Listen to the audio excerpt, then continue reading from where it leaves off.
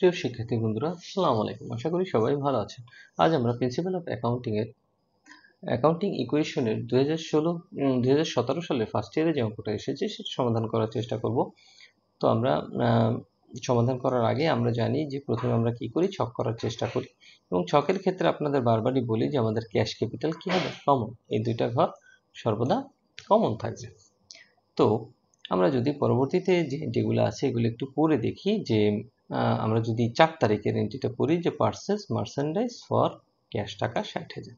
তাহলে merchandise inventory একটা সম্পদ, তাহলে সম্পদের জন্য আমাদের কি করতে হবে, একটা ঘর দিতে হবে। আমরা সম্পদের জন্য একটা ঘর দিলাম। এর পরবর্তীতে যদি আমরা দেখি যে 8 তারিখে পারচেজ মার্চেন্ডাইজ ফ্রম জাকির টাকা 1 লাখ অন অ্যাকাউন্ট, মানে জাকিরের কাছ থেকে আমি কি করেছি, মার্চেন্ডাইজ কিনেছি, কিন্তু কিনেছি কিভাবে, বাকিতে কিনেছি। তো বাকিতে কিনলে আমাদের কি হয়, অ্যাকাউন্টস পেয়েবলের একটা ঘর বাড়ে, আমরা অ্যাকাউন্টস পেয়েবলের ঘর বাড়িয়ে দিলাম। এরপর যদি 10 তারিখে দেখি যে আমরা ধার করেছি কত টাকা, 70,000 টাকা প্রাইম ব্যাংক, কিন্তু একটা নোট পেয়েবল সাইন করে দিয়েছি। তাহলে নোট পেয়েবল কি একটা দায়, তাহলে নোট পেয়েবলের জন্য আমাদের কি করতে হবে, একটা ঘর তৈরি করতে হবে। এখন আমরা যদি 21 তারিখটা পড়ি যে সোল মার্চেন্ডাইজ টু আজমের কাছে কি করেছি, মার্চেন্ডাইজ বিক্রি করেছি। যেহেতু আজমের কাছে ক্যাশে বিক্রি করিনি, তাহলে আমাদের কি হবে, বিক্রি করলে দেনাদার, বিক্রি থেকে দেনাদারের সৃষ্টি হয়, তাহলে আমাদের দেনাদারের জন্য একটা ঘর তৈরি করতে হবে। তো এই ছিল আমাদের ঘরগুলো। এরপর যদি আমরা প্রত্যেকটা এন্ট্রি ধরে ধরে এটা সমাধান করার চেষ্টা করি, তাহলে দেখেন আমাদের কি দাঁড়ায়। তো 1 তারিখে যদি আমরা পড়ি যে owner sold his personal investment for টাকা 1,50,000 বোর্ড অ্যাজ এ ক্যাপিটাল টাকা 1 লাখ। সে তার নিজস্ব পার্সোনাল বিনিয়োগ বিক্রি করেছে 1,50,000, কিন্তু সে ব্যবসায় এনেছে কত, 1 লাখ টাকা। সে পার্সোনালভাবে যাই বিক্রি করুক না কেন, সে ব্যবসায় কয় টাকা এনেছে, এটাই হচ্ছে আমাদের মূল বিষয়। তাহলে ব্যবসায় এনেছে কত, 1 লাখ টাকা। তাহলে ক্যাশ 1 লাখ দিব এবং ক্যাপিটালে 1 লাখ দিব, যেহেতু সে 1 লাখ টাকা দিয়ে ব্যবসা শুরু করেছে। এরপর যদি 3 তারিখে আমরা যাই, পেড হাউস রেন্ট অফ টাকা 4,000। হাউস রেন্ট কি, একটা খরচ, তাহলে খরচ সে নগদে পরিশোধ করেছে, তাহলে আমরা নগদে পরিশোধ করলাম কত, 4,000 টাকা। এবং যেহেতু এক্সপেন্স কোথা থেকে বাদ যায়, ক্যাপিটাল থেকে বাদ যায়, তাহলে ক্যাপিটাল থেকে বাদ দিব কত, 4,000 টাকা। তারপর আমরা পরবর্তীতে এন্ট্রি চলে যাব এবং প্রত্যেকটা এন্ট্রি শেষে আমরা ব্যালেন্স করব। আমরা যদি 4 তারিখের এন্ট্রি দেখি, পারচেজ মার্চেন্ডাইজ ফর ক্যাশ টাকা 60,000, আমরা 60,000 টাকা দিয়ে মার্চেন্ডাইজ কিনেছি, তাহলে ক্যাশ থেকে চলে গেছে কত, 60,000 টাকা। কিন্তু মার্চেন্ডাইজ কিনেছি মানে মার্চেন্ডাইজ বৃদ্ধি পেয়েছি, তাহলে মার্চেন্ডাইজে যোগ করব কত, 60,000 টাকা।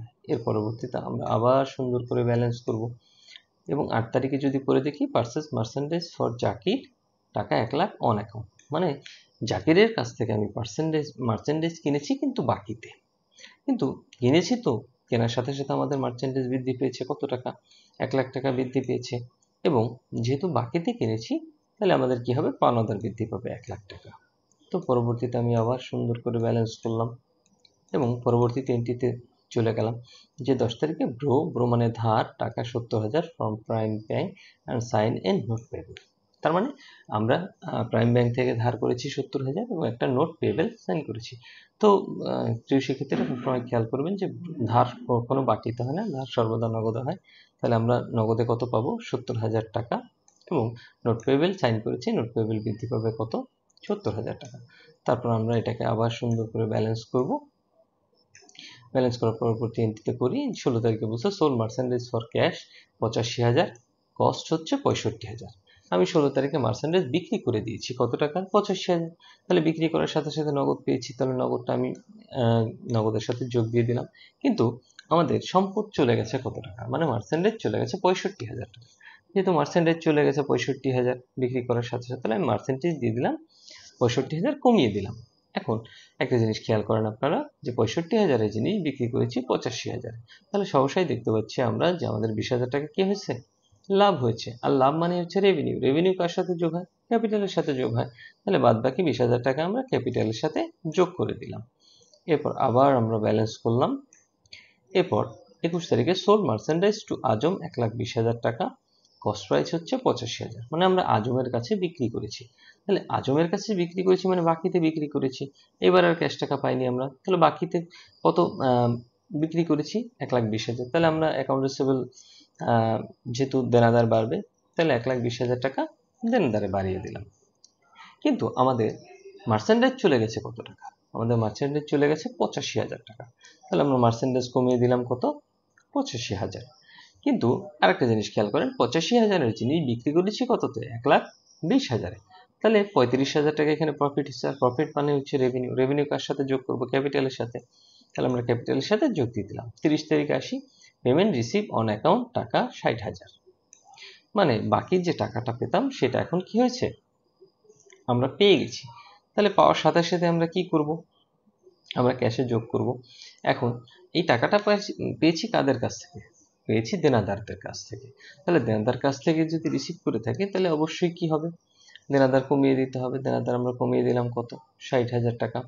এরপর আমরা আবার এটাকে ব্যালেন্স করব। তারপর 31 তারিখ যদি দেখি যে পেইড স্যালারি টাকা 10,000, আমরা স্যালারি দিয়ে দিয়েছি কত টাকা? 10,000 টাকা। তাহলে ক্যাশ থেকে দিয়েছি, তাহলে ক্যাশ থেকে কমিয়ে দিলাম 10,000। আর স্যালারি একটা এক্সপেন্স, এক্সপেন্স কোথা থেকে বাদ যায়? ক্যাপিটাল থেকে। আমরা ক্যাপিটাল থেকে বাদ দিয়ে দিলাম 10,000 টাকা। এরপর এই দুই পাশ আমরা সুন্দর করে প্রত্যেকটা ঘর যোগ করলাম। তারপর অ্যাসেট সেট যোগ করলাম 3,11,000, liability set and honours equity set যোগ করলাম 3,11,000। এই ছিল 2017 সালে অ্যাকাউন্টিং ফার্স্ট ইয়ার আসা একটি অঙ্ক এবং একটি সহজ অঙ্ক। তো আশা করি আপনারা বুঝতে পেরেছেন। আমরা পরবর্তী ক্লাসের জন্য চলে যাব। প্রিয় শিক্ষার্থী বন্ধুরা, ন্যাশনাল ইউনিভার্সিটির বিবিএ এমবিএ সকল সাবজেক্টের পরবর্তীতে আপডেট পেতে এই ভিডিওটিতে লাইক করুন, চ্যানেলটি সাবস্ক্রাইব করুন এবং বেল বাটনে ক্লিক করে রাখুন। তো আমরা এখন অ্যাকাউন্টিং ইকুয়েশনের ফাইন্যান্স ফার্স্ট ইয়ার 2018 সালে যে অঙ্কটা এসেছে সেটা সমাধান করার চেষ্টা করব। তো বরাবরের মতোই আমাদের যে ঘরগুলো হবে সেই ঘরগুলো আগে আঁকার চেষ্টা করব। তো এখানে আমাদের বলছে show summary of transaction, prepare table analysis এবং প্রুভ অ্যাকাউন্টিং ইকুয়েশন। প্রুভ করা একদম সহজ, আমরা বিগত ক্লাসে প্রুভ করেছি। তো আমরা জানি যে দুইটা ঘর আমাদের সর্বদা কমন থাকে, সেটা হচ্ছে ক্যাশ এবং ক্যাপিটাল। তো ক্যাশ ক্যাপিটাল আমরা কমন। এরপর যদি আমরা এন্ট্রিগুলো একটু পড়ি যে আমাদের নতুন কোনো ঘরের সৃষ্টি হবে কিনা। তো আমরা যদি 3 তারিখ দেখি যে পারচেস অফিস ইকুইপমেন্ট। তো অফিস ইকুইপমেন্ট একটা সম্পদ। তো অফিস ইকুইপমেন্ট জন্য আমাদের কি করতে হবে? একটা ঘর তৈরি করতে হবে। এরপর যদি আমরা দেখি 10 তারিখে যে 30,000 টাকা আমাদের আর্ন হয়েছে, 20,000 টাকা কিসে পেয়েছি? ক্যাশে পেয়েছি এবং বাদ বাকিটা কি? বিল করে দিয়েছি। মানে কি? পরবর্তীতে দিবে। তাহলে আমাদের দেনাদার বৃদ্ধি পেয়েছে। তাহলে দেনাদারদের জন্য আমাদের একটা ঘর কাটতে হবে। আমরা দেনাদারের জন্য একটা ঘর কাটলাম। আর প্রিয় শিক্ষার্থীরা, এই অঙ্কে আর নতুন কোনো সম্পদ ও দায় নেই, যার জন্য আমাদের ছক কাটতে হবে। তো এরপর যদি আমরা অঙ্ক ধরে ধরে সমাধান করার চেষ্টা করি, আমরা দেখি যে 1 তারিখে কি বলছে? Invest cash start agency 3 lakh টাকা। সেই এজেন্সিটা কি করেছে? স্টার্ট করেছে কিভাবে? 3 লাখ টাকা বিনিয়োগ করে। তাহলে আমরা ক্যাশে দিব কত? 3 লাখ টাকা এবং ক্যাপিটালে দিব 3 লাখ টাকা। এর পরবর্তীতে 2 তারিখে যদি যাই, paid cash for January office rent 10,000। তাহলে অফিস রেন্ট একটা খরচ, তাহলে ক্যাশ থেকে বাদ যাবে। আর খরচ কোথা থেকে বাদ যায়? অবশ্যই ক্যাপিটাল থেকে। তাহলে আমরা ক্যাশ থেকে বাদ দেব 10,000 এবং ক্যাপিটাল থেকে বাদ দেব 10,000। ব্যালেন্স করলাম। এর পরবর্তীতে যদি আসি যে purchase office equipment for cash, নগদে আমরা অফিস ইকুইপমেন্ট কিনেছি, তাহলে অফিস ইকুইপমেন্ট আমাদের বাড়বে এবং ক্যাশ থেকে কমবে। তাহলে ক্যাশ থেকে কমাই দিলাম 25,000 এবং অফিস ইকুইপমেন্ট বাড়াই দিলাম 25,000। এটা খুবই সহজ অঙ্ক। তারপর আপনাদের করার সুবিধার্থে আপনারা যাতে প্র্যাকটিস করতে পারেন এই জন্য এই অঙ্কটা সমাধান দেওয়া হলো।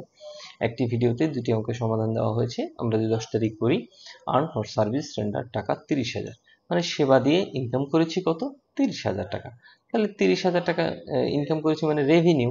তাহলে রেভিনিউ তো আমরা দিব কত? 30,000 টাকা। কিন্তু এই 30,000-এর ক্যাশ পেয়েছি কত? 20,000 এবং বাদ বাকি 10,000 টাকার একটা বিল করে দিয়েছি। তাহলে বিল করছি মানে কি? পরবর্তীতে পাবো। তাহলে দেনাদার বৃদ্ধি পেয়েছে। তাহলে আমরা ক্যাশে দিব কত? 20,000 এবং অ্যাকাউন্ট রিসিভেবলে দিব 10,000। তো আমরা ব্যালেন্স করলাম। তো পরবর্তী দিনটি যদি পড়ি যে withdraw cash for personal use টাকা 6,000। তাহলে ব্যক্তিগত ব্যবহারের জন্য আমরা ব্যক্তিগত প্রয়োজনে আমরা উত্তোলন করেছি। তা আমরা যে অ্যাকাউন্টিং ইকুয়েশন শিখছিলাম ওইখানে ড্রয়িংস ক্যাপিটাল থেকে কি হয়? মাইনাস হয়। তাহলে ক্যাপিটাল থেকে আমরা কি করব? 6,000 টাকাকে মাইনাস করব এবং আমাদের ক্যাশ কমে গিয়েছে। তাহলে ক্যাশ কমাই দিলাম কত? 6,000 এবং ক্যাপিটাল কমাই দিলাম কত? 6,000। আবার সুন্দর করে ব্যালেন্স করলাম। এর পরবর্তীতে 25 তারিখ যদি আমরা দেখি যে পেইড এমপ্লয়ি স্যালারি টাকা 5,000। তো স্যালারিটি একটি এক্সপেন্স, ক্যাশ থেকে বাদ এবং এক্সপেন্স কোথা থেকে বাদ যায়? ক্যাপিটাল থেকে বাদ। তাহলে আমরা ক্যাশ থেকে বাদ দিলাম ক্যাপিটাল থেকে বাদ দিলাম। এবং পরবর্তীতে যদি আমরা একটা অঙ্ক দেখি 31 তারিখে, receive in cash customer who previously bill on January 10 তারিখে যে বিল করেছিলাম, এই যে জানুয়ারি 10 তারিখে কত টাকা বিল করেছিলাম, 10 তারিখে বিল করেছিলাম আমরা 10,000 টাকা। তাহলে 10 তারিখে যে বিলটা করেছিলাম সেটা আমরা কয় তারিখে পেয়েছি, সেটা আমরা 31 তারিখ পেয়ে গিয়েছি। তাহলে বিল করেছিলাম মানে দেনাদার বৃদ্ধি পেয়েছিল, তাহলে দেনাদারকে এখন আমরা কি করব, দেনাদারকে আমরা কমিয়ে দিব এবং ক্যাশে কি করব, বাড়িয়ে দিব। তাহলে আমরা বাড়িয়ে দিলাম। এর পরবর্তীতে যদি দেখি যে 31 আবার receive cash from a new customer service render টাকা 10,000, মানে আমি নতুন সেবা দিয়ে টাকা পেয়েছি। তাহলে সেবা দিলে কি হয়, রেভিনিউ, আর ক্যাশে পেয়েছি, রেভিনিউ ক্যাপিটালের সাথে কি হয়, যোগ হয়। তাহলে আমরা রেভিনিউ সার্ভিস রেভিনিউ আকারে যোগ করলাম এবং ক্যাশের সাথে যোগ করলাম। তো পরবর্তীতে যদি 31 তারিখ দেখি আমরা, পেইড ইউটিলিটি বিলস টাকা 3,000।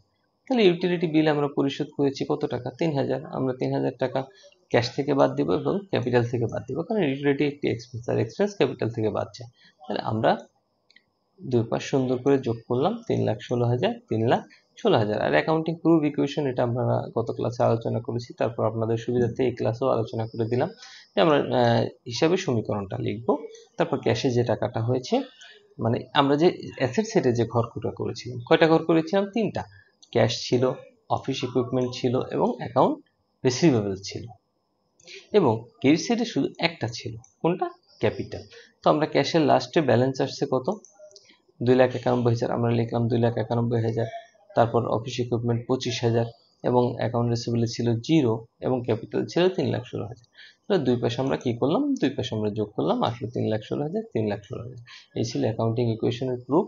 এবং এটা আশা করি খুবই সহজ অঙ্ক, আপনারা সবাই বুঝতে পেরেছেন। তারপরে যদি কোনো সমস্যা থাকে এই অঙ্ক দুটো সম্পর্কে, তাহলে অবশ্যই কমেন্ট বক্সে কমেন্ট করবেন এবং আপনাদের মতামতের ভিত্তিতে আমরা পরবর্তী ক্লাসে প্রয়োগ করার চেষ্টা করব।